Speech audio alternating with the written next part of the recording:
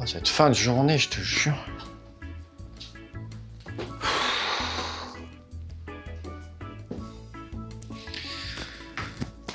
Ah, bon, alors qu'est-ce qu'il y a à la télé, histoire de changer un peu de YouTube? Madame, mademoiselle, monsieur, jeune homme non binaire et autres formes vivantes d'inclusivité, bonsoir. Oh non, non, non, non, non, non, non, non, non, non, non, non. Putain, j'en ai marre avec ça à chaque fois, moi.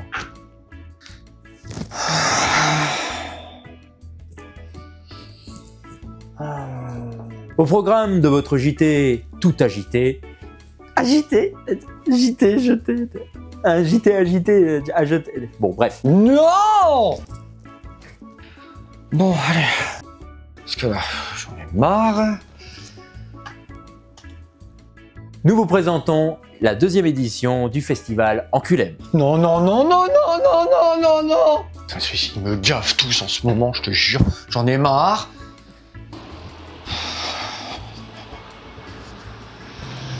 Oh, je vais prendre un peu d'air, moi. Parce que... Et pour commencer, nous vous présentons... oh, ça va bien, oui, maintenant, de couper la parole comme ça aux gens qui parlent? Ta mère t'a jamais dit que c'était mal élevé? Ah non, vous allez pas recommencer, j'en ai déjà bavé comme pas possible la dernière fois de votre collègue. Comment ça, mon collègue? Mais qu'est-ce que vous... Ah, c'est vous, Kratos? Oui, non, ouais, enfin... Ah, d'accord. Ah, bah franchement, je m'attendais à plus imposant. Oui, bon, bah ça va, mais qu'est-ce que vous avez à vous acharner sur moi? Qu'est-ce que je vous ai fait? À moi, rien. À mon collègue, je sais pas, parce que depuis, il a bugué. Mais j'ai cru comprendre que la sélection qu'il vous avait proposée ne vous avait pas plu. Ah bah ça, c'est peu dire, hein. Eh bien, sachez que c'est à moi de rattraper cette erreur en vous en suggérant une nouvelle petite compilation de films adaptés à vos attentes. Ah non, non, non, mais moi, j'en attends rien. Écoutez, pour moi, il n'y a pas de problème. Je vous attends chez vous, hein. On va pas faire ça en public, franchement, dans la rue, c'est un peu la honte. On va encore passer pour des cons. Alors, à tout de suite. Mais pourquoi... Oh, putain. Bon, eh ben, je suppose que j'ai pas le choix. J'en ai marre, ils me gardent tous.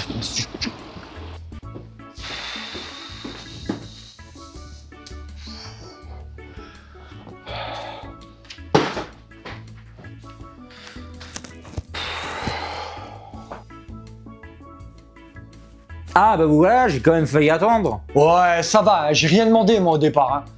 Vous avez juste de la chance que j'ai pas de VPN. De quoi? Ah non, mais laissez tomber. Bon, qu'est-ce que vous avez à me proposer? Au programme de l'ASF, de l'amour, de l'aventure. Et nous commençons par le numéro 5.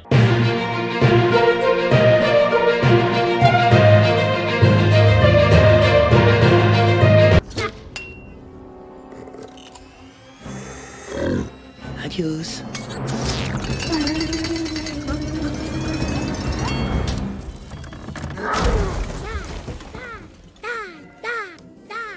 Oui, mon grand, il y a un moment pour tout.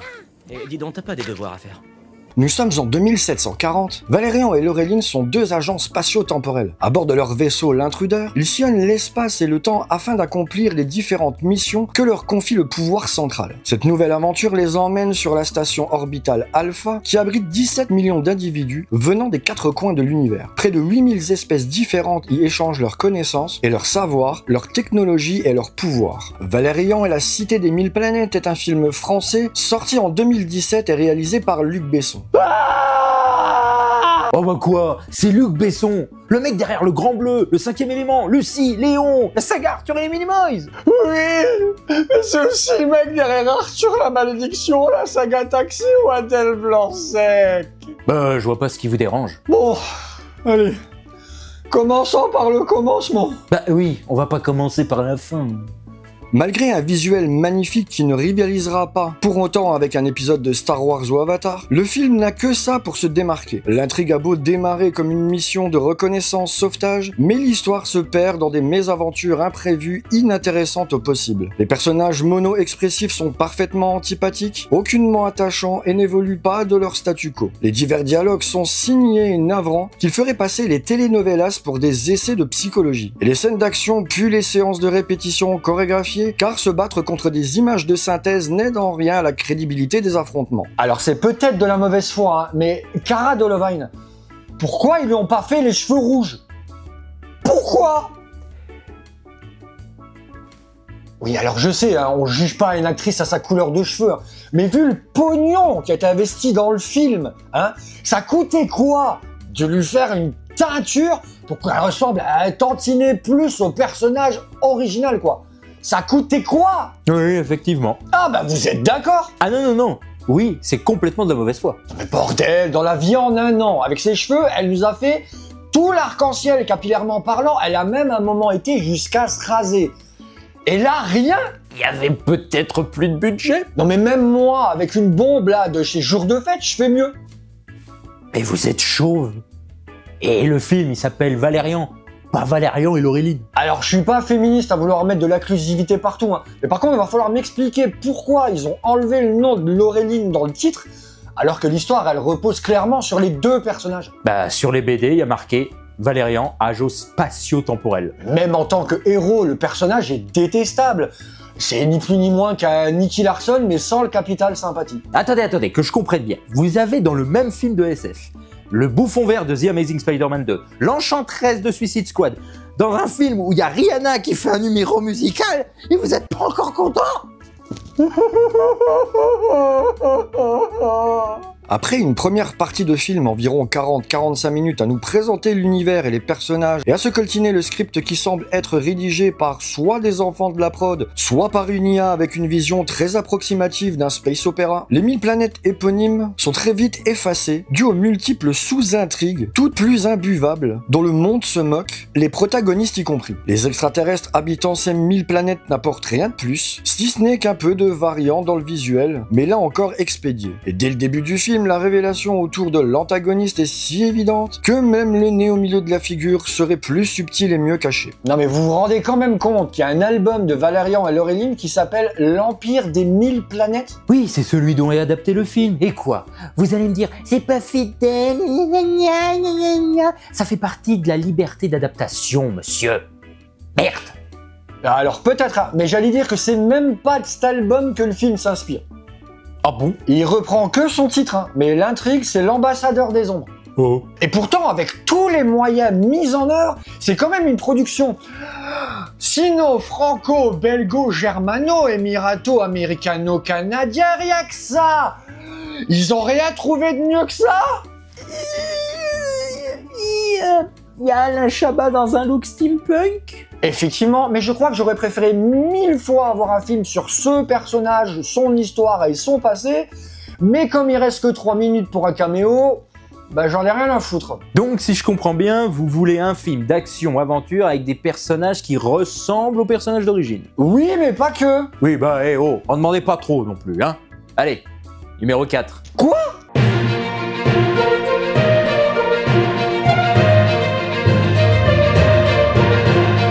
Fantasio, on est deux et eux ils sont combien? Eh ben beaucoup. Exactement, donc ça sert à rien de foncer dans le tas. Il nous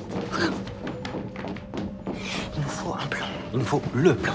C'est ce que je viens de dire. Non, Si. vous venez de dire il nous faut un plan. C'est flou. Il nous faut le plan. Ah, d'accord. Bon, par rapport à cette situation... Le film raconte la rencontre de Spirou, un prétendu groom accompagné de Spip, un écureuil espiègle, avec Fantasio, un journaliste en perte de vitesse pour regagner en popularité. Ce duo ennemi de choc, que rien ne désignait comme de futurs amis, se retrouve à faire équipe pour sauver le comte Pacom de Champignac, enlevé par les hommes de Zorglub, un vil individu aux intentions de domination mondiale. Ce sera sans compter sur Sécotine, une rivale de Fantasio, également sur l'affaire. Les aventures de Spirou et Fantasio est un film français sorti en 2018 et réalisé par Alexandre Coffre. Vous êtes sérieux? Mais c'est de la merde. Eh oh, restez polis. On va se faire censurer sinon. Non mais vraiment, hein, le film fait vraiment des blagues sur du caca, hein. Qu'est-ce que ça de Spirou et Fantasio? Oh bah si, quand même. Bon, déjà le titre, le nom des personnages, les décors, les costumes, les accessoires. Si, quand même, on l'envoie du pays. Les références à la BD. Non, mais attendez, là, c'est pas parce que vous mettez le préfixe champi devant chaque invention de Champignac et que vous faites parler le méchant à l'envers que ça devient du Spirou, hein. Oh, Zetera, hein. Regardez Thomas Oliveres. Il est ressemblant, Spirou. Mais c'est un pickpocket dans le film, alors que normalement c'est un héros juste et moral. Et Alex Lutz en Fantasio. Marrant quand même, marrant. C'est censé être un journaliste ultra compétent, hein. Là il est incompétent. En un mot. Mais c'est pas lui qui crée le Fantacopter? Non, c'est pas lui. Et il a été renommé Champicopter. Et Fantasio, c'est devenu un triple R. Un triple R? Comment ça, triple R? Un reporter raté et ringard. Il y a quand même une belle bagnole dedans, comme dans les BD. Si je veux revoir une aventure digne de leur nom, autant que je me tape une des 2 séries télé animées. Hein. Le film n'est ni plus ni moins qu'un prétexte à voir un défilé de cosplay de personnages de la BD tourné autour de Ramzy Bedia, surjouant un méchant, pas bien méchant, à l'exception de Sécotine, qu'on a dû le confondre avec Sequoia, tant Géraldine Nakache fait juste acte de présence. Christian Clavier a une moustache et les seuls champignacs du film ont dû être consommés durant l'écriture du scénario pour nous présenter ça. Je préfère encore aller au parc Spirou en Provence pour m'amuser un minimum. Il y a un parc Spirou en France? Pas que Spirou, hein. Mais peu importe. Pour en revenir au film. De la boîte qui a fait Astérix au service de Sa Majesté et des JO et ceux qui ont suivi, le seul qui s'en sort, c'est l'animal. Et là, en l'occurrence, c'est l'écureuil. Il y a des écureuils au JO? Oh putain. Le rapport entre les personnages sont inconsistants, évidemment infidèles aux personnages originaux. Les mises en scène et les split screens empêchent la lecture des scènes d'action. Action qui doit venir des magasins car même les tentatives d'humour sont au rabais, au point que les personnages doivent faire un arrêt dans le désert pour un sketch au détriment de leur sauvetage. Bon, on enchaîne avec le numéro 3.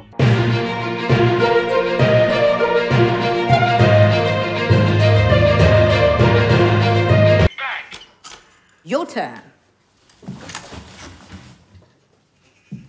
Get up, sleepyhead. Amina. Your turn. I'm back. I'm back.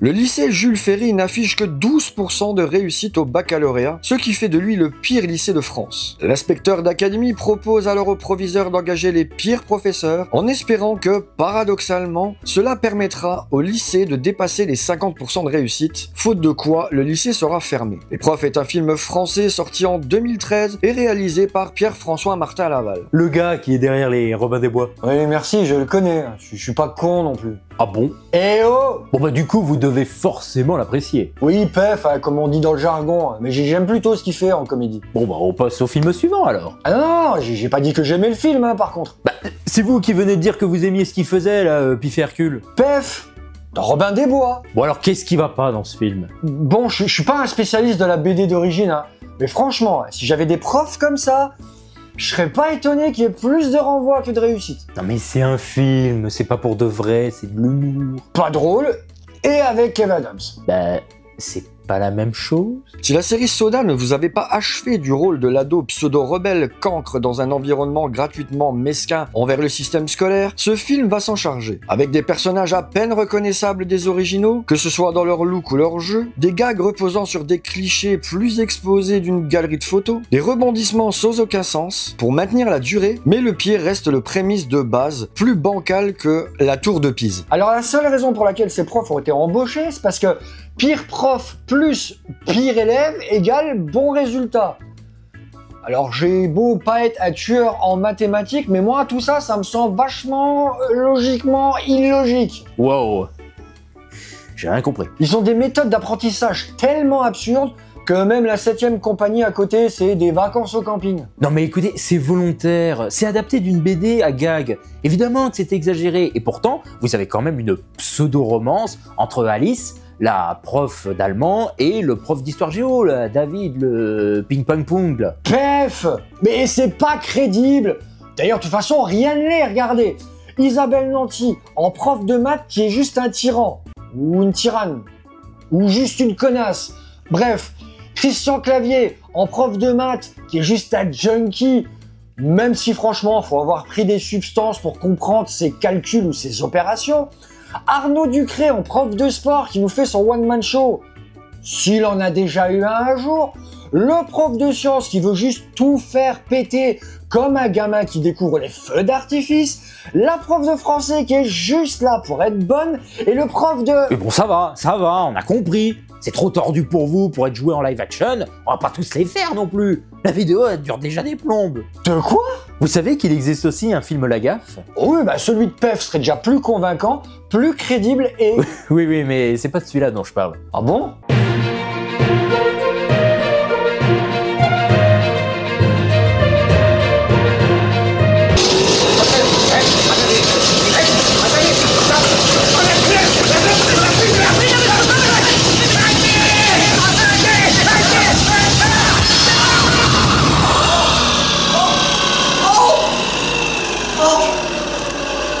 Marie! Absolument Marie!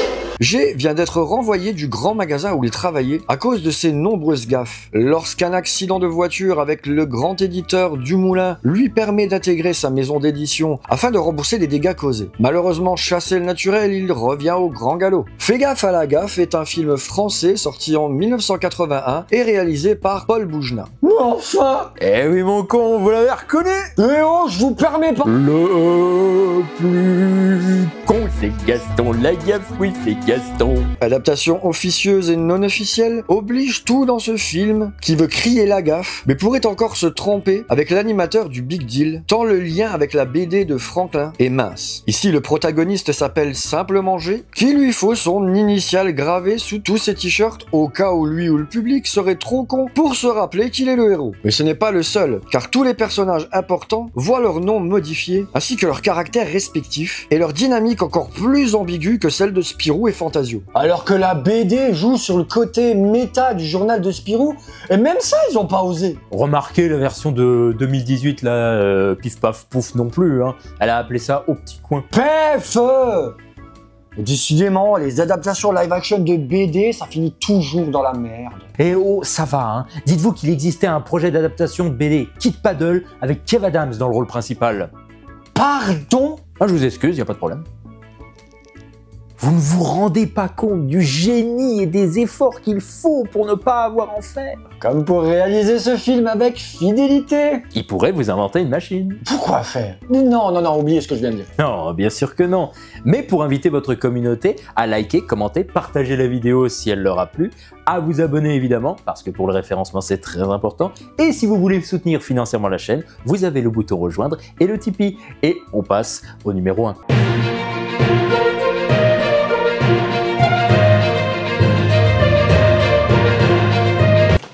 On a eu un ongle incarné avec ma femme. Alors il a fallu qu'on aille à la sécurité sociale pour la prise en charge. Et puis j'ai voulu prendre l'auto. Elle a du mal à marcher. La voiture? Non, ma femme. Dis donc, toi, tu mettrais un S ou 2 S à sucer? Après la mort de sa mère, Raymond, en proie à une profonde dépression, s'est marié avec Robert Bidochon, rencontré par l'intermédiaire d'une agence matrimoniale. Depuis, tous deux mènent une vie sans histoire. Raymond tient la maison, tandis que Robert, démarcheur, fait du porte-à-porte pour vendre des encyclopédies en compagnie de son collègue et meilleur ami René. Jusqu'au jour où Raymond reçoit une mauvaise nouvelle par courrier. Les Bidochon est un film français sorti en 1996 et réalisé par Serge Corbert. Ah, le bon français. Râleur, Bien de chez nous. sexiste et misogyne, Issu du tiroir local. Du terroir local. homophobe, La gastronomie raffinée, le vin, le pain, le fromage, le rompi, raciste, la tête de veau, la cervelle d'agneau, les cuisses de grenouille, les escargots, lâche, la langue de bœuf, le foie, les tripes, les champignons de Paris. Le film existe. Apparemment, quelqu'un quelque part a pensé que ces personnages étaient suffisamment intéressants pour adapter leur histoire en tant que long métrage. Le film est malaisant à son paroxysme. Mais on retiendra plus les seconds rôles que les premiers. D'ailleurs, la scène que tout le monde a retenue, c'est la scène dans le commissariat avec Richard Darbois et Patrick Guillemin. Attendez, qui est qui? Le premier, c'est la voix française de Buzz l'éclair, et le deuxième, c'était la voix de Daffy Duck. C'était? Pourquoi c'était? Bah, parce qu'il est mort. Daffy Duck est mort? Il y aura eu plusieurs autres adaptations des personnages, notamment en pièces de théâtre. Mais si vous voulez voir un feuilleton comique autour du couple qui se prend la tête de toutes les façons les plus vaches qu'il soit, autant revoir les scènes de ménage de Raymond et Huguette, ou encore Un gars, une fille. Alors, vous avez quand même fait de belles découvertes, non? Non! Mais d'ailleurs, il y a des découvertes qu'on ferait mieux de pas découvrir. Hein. Et d'ailleurs, comptez pas sur moi hein, si vous faites une 3e édition de votre festival de merde. Une 3e édition? Oh, quelle bonne idée! J'y avais pas pensé! Non. En plus, il y a un projet de Kid Paddle dans les cartons. Eh ben, vous savez quoi? On s'y colle tout de suite. Allez, à la prochaine!